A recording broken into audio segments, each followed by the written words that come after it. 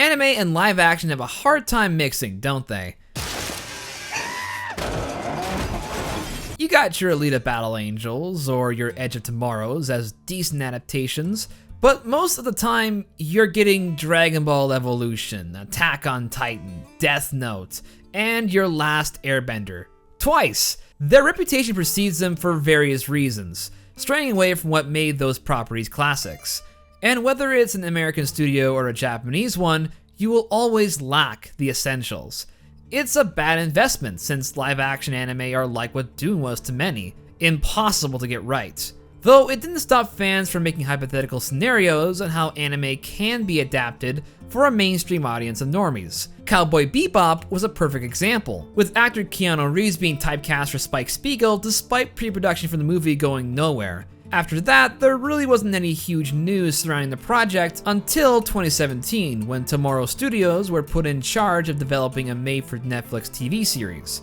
In the beginning, many including myself were optimistic to say the least, but also very aware of where things could go wrong. Then more details started to come out, concerns about the casting permeated the community for weeks, an injury from John Cho stopped production for months, and Twitter went into a frenzy over Faye Valentine's costume design. Then the trailer started coming out, a recreation of the opening and direct comparisons of both versions were released, and the mixed feelings towards the production begin to sour rapidly, culminating in the show finally landing into our Netflix watch lists and the outcries of fans around bursting in sadness.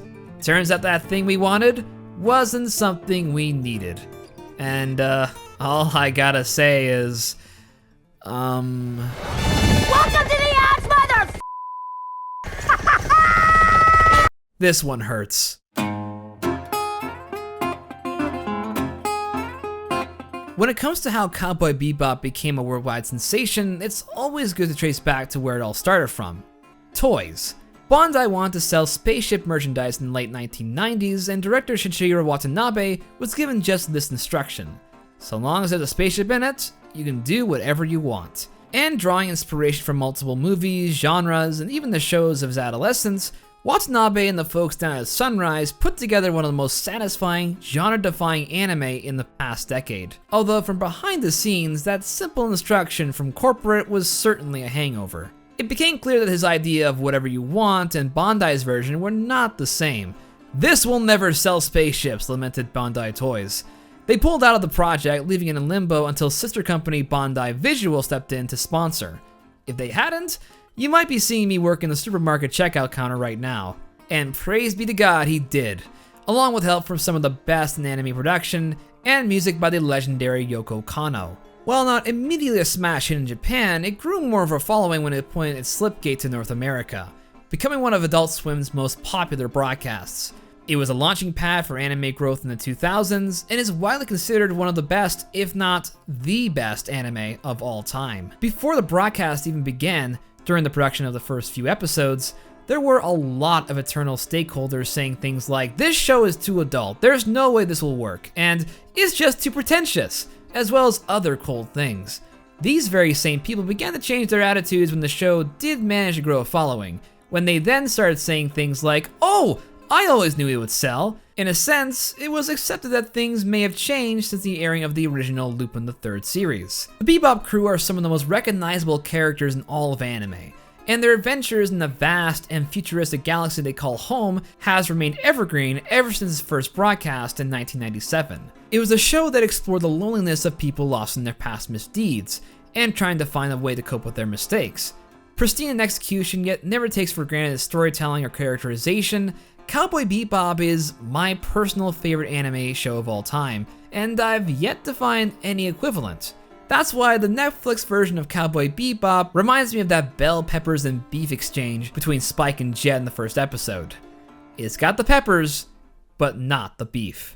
So you wouldn't really call it bell peppers and beef, now would you? Yes, I would. Well, it's not! Shinichiro Watanabe had many inspirations for Cowboy Bebop, and the main cast of Lupin III are one of them. The cool, clumsy, and hard-boiled thief has a lot of similarities to our swift and suave bounty hunter. And that's because Watanabe is a huge Lupin the Third fan. Spike, Jet, and Faye are casually influenced by the main theme of Lupin, and the show has a similar focus on individual events rather than a coherent story thread. Every episode aside from Vicious are never tied together, and some don't even have definitive endings. The focus is all about the characters and how well developed they are in inception. The crew of the Bebop are not just cheap copies of Lupin's gang, but instead are wonderfully inspired by them. They may have similar models, but they're not the same characters. You could say they are an inspired adaptation. Established character traits given new life and identity in a different setting or space. There are only so many things you can do in writing, so naturally people love to make their own based on their stories and ideas. A healthy adaptation is one that can take the skeleton of that character and coat them in a new set of paint, but with more modern sensibilities. Lupin might be a hopeless romantic and a zany pervert in his own series, but Spike Spiegel is aloof, brash, and also withdrawn from everyone else. In a way, Spike is more relatable to modern audiences than Lupin because his story more resonates with the sensibilities of the time. Adaptation works well when it plays with the source material and mixes something familiar with something more nuanced. It goes back to my last video about High Guardian Spy, since so many of our most beloved childhood properties are directly lifted from other films, TV shows, and books from the creator's past childhood. They were adapted from an old format and now become the new standards. It's a cycle not to be abused. Too bad most folks don't seem to listen. It's quite complicated to address what makes a good adaptation, and the term is pretty flexible in how you use it. My favorite form of adaptation is the one I just described to you guys, but others can be literary or stage adaptations, taking something from a book or play and turning it into a movie or a TV show.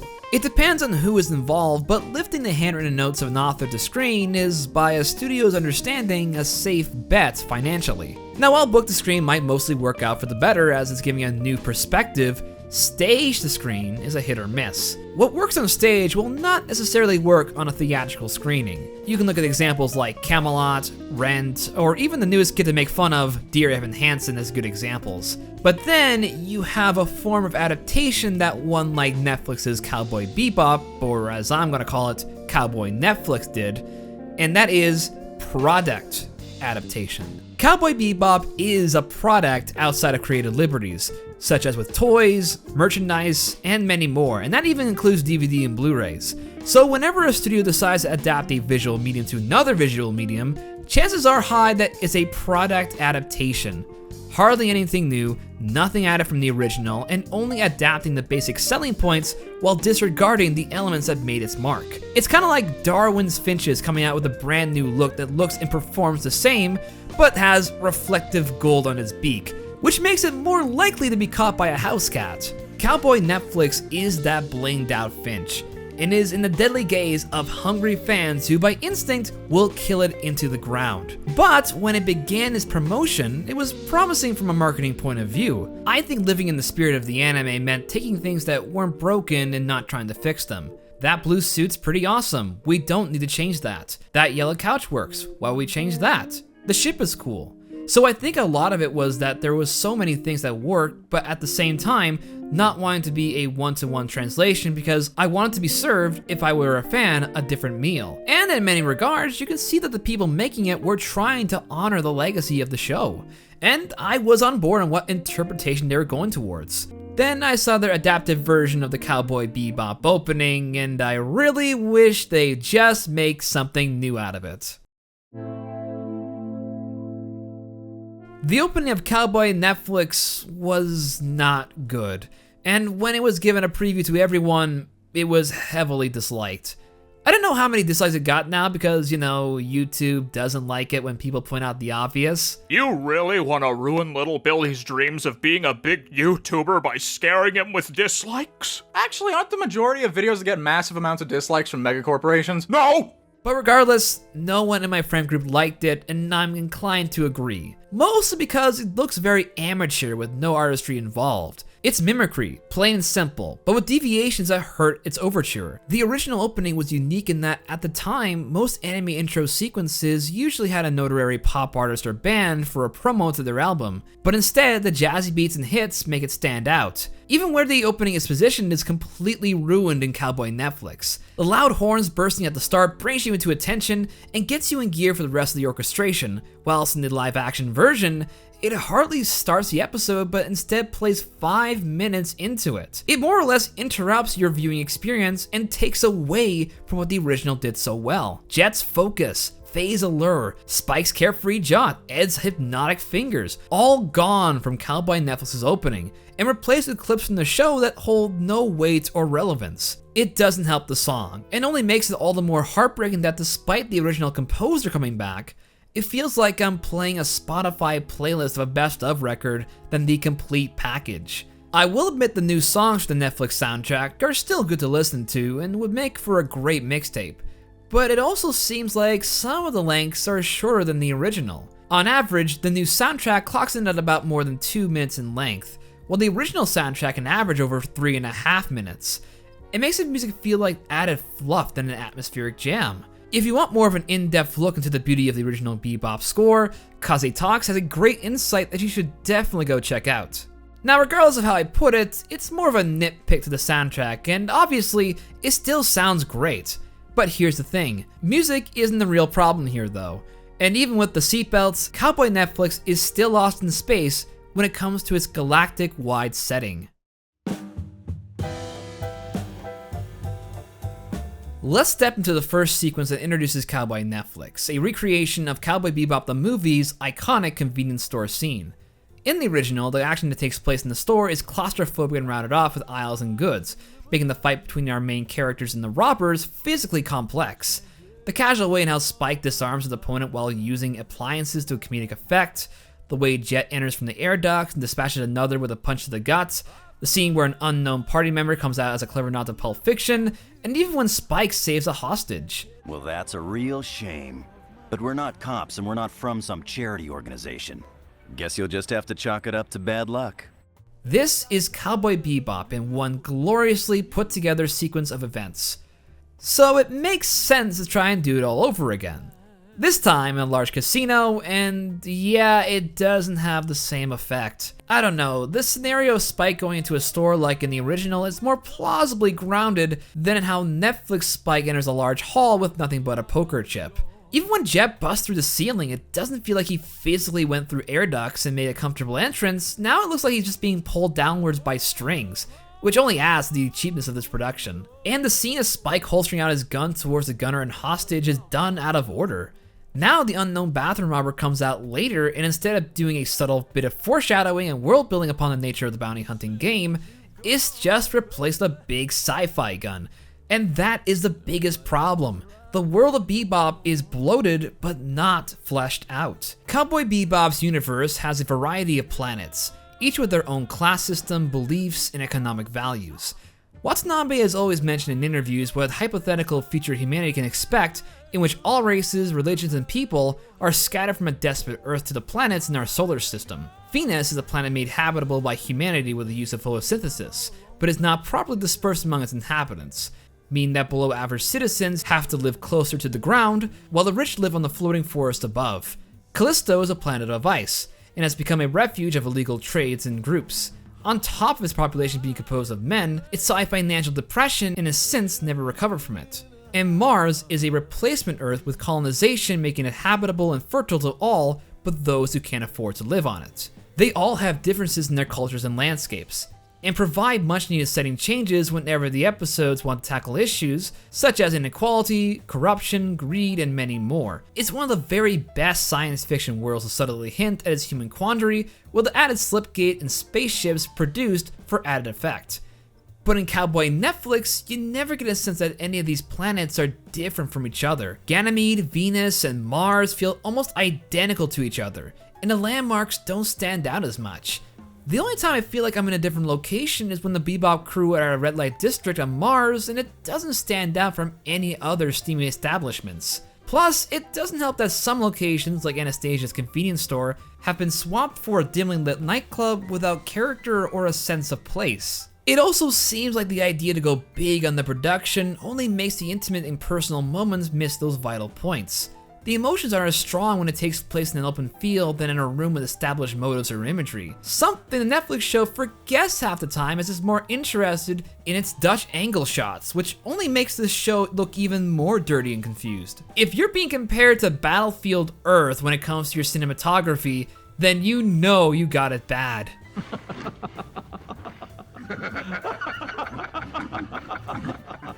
There isn't even a lot of background history about the nature of these places, as if the identity of Cowboy Bebop was all in its set designs, like the church in Battle of the Fallen Angel, or the amusement park in Perot Le Fou. A lack of intimacy, community, and personality are several things holding this attempt at world building back. And that's also true for the Bebop crew.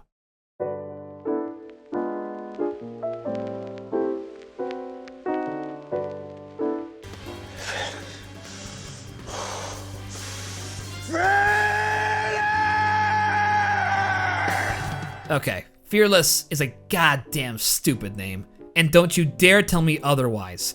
Now I want to put out there before we go individually pecking at the new characters that the casting for them are not bad. John Cho, Mustafa Shakir, and Daniela Pineda are great at their job here, with Mustafa probably being the closest to the original. It's been 3 years since I teamed up with you, but I never knew you had such ridiculous ideas about this thing. Now this is my ship, and as long as you're on it, we're gonna go after the bounties I say we go after. In this case, I'm more looking at the characters themselves, so please don't go harassing the actors, it's very much in bad taste. Spike Spiegel in Cowboy Netflix is a bounty hunter that travels alongside his partner Jet, and has a tragic past grievance that takes up nearly a third of the season's running time. And we'll get to that, don't you worry folks. Where Spike in the original has a very casual attitude yet with clear emotional baggage, Netflix's Spike is brisk, condescending, and acts more like a dick. Like the scene with the old lady hostage in episode 1. He doesn't even show good form or benign concern, he just makes fun of her. I mean, she looks like she's led a very full, rich life, haven't you, ma'am? Spike! I mean, you got kids, right? You're ready to go. When it comes to his martial arts portions in the show, it's also a downgrade, because unlike with the original with his well-paced and fluid fighting, Cowboy Netflix's fighting has quick cuts and camera rotations that make these bits of action far less engaging than the original. I'm sure the fight choreography is great in concept, but with the way it's edited and shot, it doesn't display Spike as a martial arts master as he does a martial arts green belt. A failure to let go of the past is one of Spike's defining traits, much like the rest of the crew, but where they all were able to be at peace with it, Spike's drama never seemed to go away. So whenever he lashes out during the episodes when he's up against his old friend turned enemy, it paints a devastating picture of what's in store for his fate in the finale. Cowboy Netflix's Spike doesn't seem to have that, and on top of the B-plots in most episodes focused on the Syndicate, Spike becomes less interesting. Mystery is abandoned for a plain space drama, and for someone like Spike or Fearless, it makes him the least cool character of the bunch. We did not need Jet to have a daughter. Remember when we had a character come close to a daughter figure in the anime? Yeah, turns out not a lot of fans like that boogie woogie feng shui. Transitioning Jet from the father figure that kept the Bebop family together to an actual father losing his wife and daughter isn't a big departure from his personality. He is still the austere, gruff, and tough muscle we all know and love, and has decent chemistry with his main man Spiegel. You skimmed the manifesto? Well, you weren't there. I had Bonsai to take care of. After the guilt trip you gave me, didn't even read the manifesto? We were running out of fuel too. You told me to read the I mean, the manifesto. point was Huge guilt trip. The biggest issue I have with the added element of family to Jet is that it takes time away from the dynamic of family with his crew. And episodes that go more into detail about his nature, like with his girlfriend or his estranged partner who turned on him, are greatly bogged down. Even the reasoning behind why he went with a prosthetic arm instead of a replacement arm is a throwaway line in Cowboy Netflix. You know, sometimes when you lose something, there's just no getting it back. This ship is my ship, and this arm is my arm. I don't need instructions. The Netflix show wants to steer greatly from the source material and do fresh takes on already existing stories. However, unlike with animation, where the stories are made for this type of wacky yet grounded realm of reality, try as they might, you can't replicate it in live action with limitations of technology and time. That means a lot of the storylines, like Jet's episode with his partner, are neutered. In the episode Black Dog Serenade, it takes place on a prison ship, with the prisoners including Jet's longtime enemy taking control, leading Jet and his partner Fad take him down. It correlates with one of my favorite episodes, Ganymede Elegy, and how Jet's duty always comes first, and is why so many of his friendships and romantic flings tear him down. Those betrayals lead him down the path of a bounty hunter, yet he's mature and knowledgeable to never let what happened get in the way of what's morally right. But in the live-action version, it's just a run-of-the-mill detective noir, in line with the style of mixes that the Cowboy Bebop show is known for, but without any intrigue. It just plays like a standard noir, and even though the twist in Black Dog Serenade wasn't all that surprising, it was at least a riveting episode with great looking shots and a dark atmosphere. Also, extending the plot by double and tacking on some mediocre additions while towing down the scale to the fishing docks makes it one note. But I will admit that there are some moments in Jet that did get me invested in his character. Sure, the daughter is tacked on and more of a forced plot device for the Battle of the Fallen Angels finale, but I do like Mustafa's charisma and a tiny bit of character left in for him. Jet Black might be black and male, but he works better as a dog for justice than a down-on-his-luck ex-husband.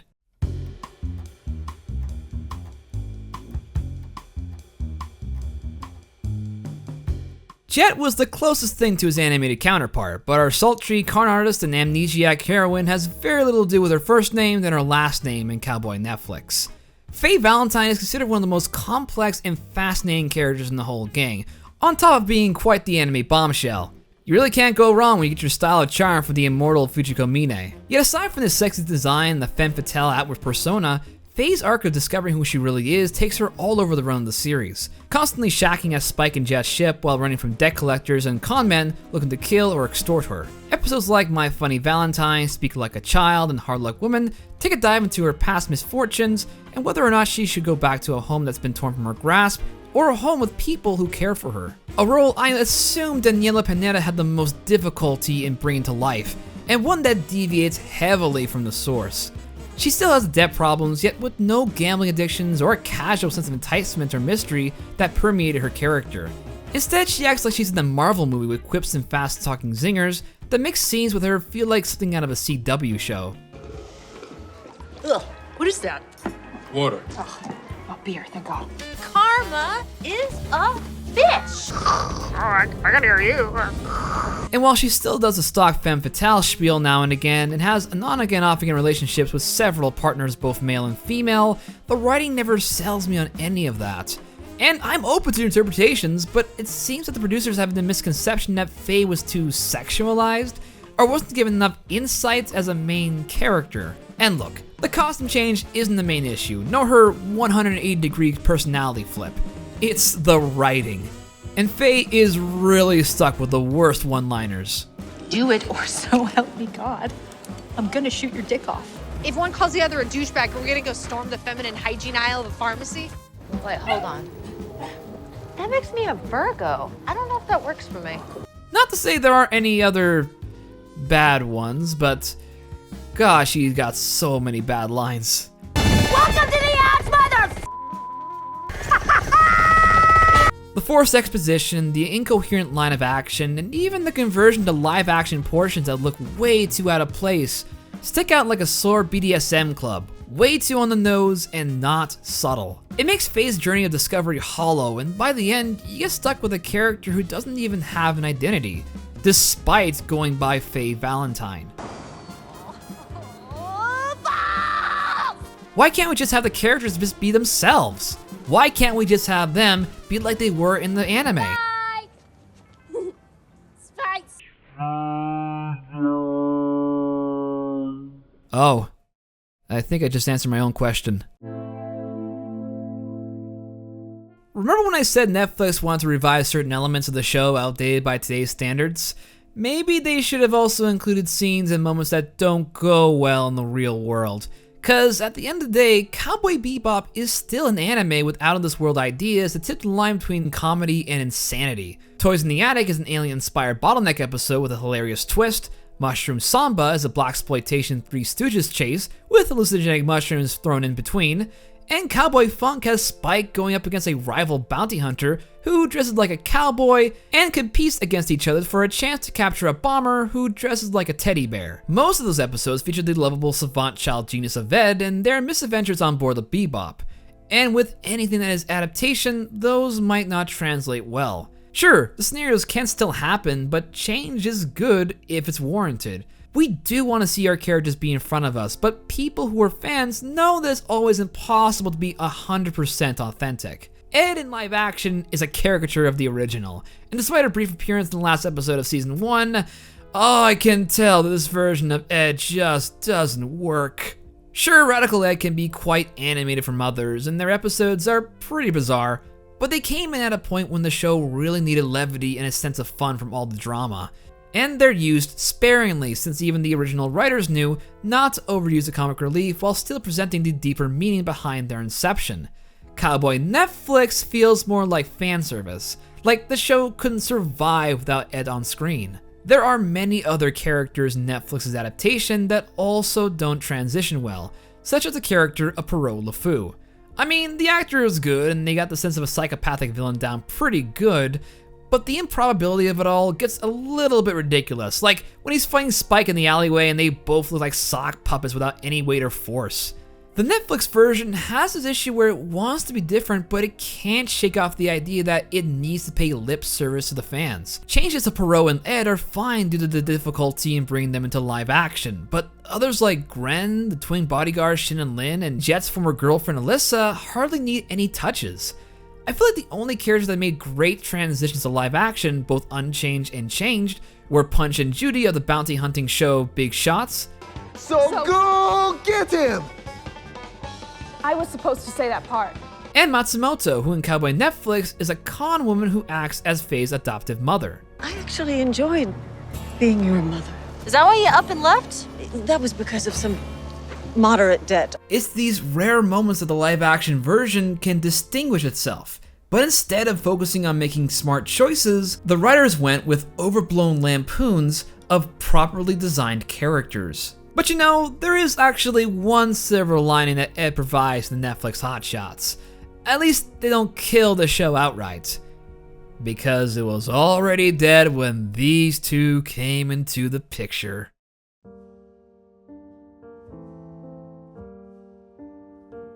Undoubtedly the worst characters in the show were the ones that went through a major shift in attitude and mentality for the worst. Characters that were more effective and less screen time, and were the driving instigators to much of the original's best moments, are now the couple that drove this adaptation into a goddamn ravine.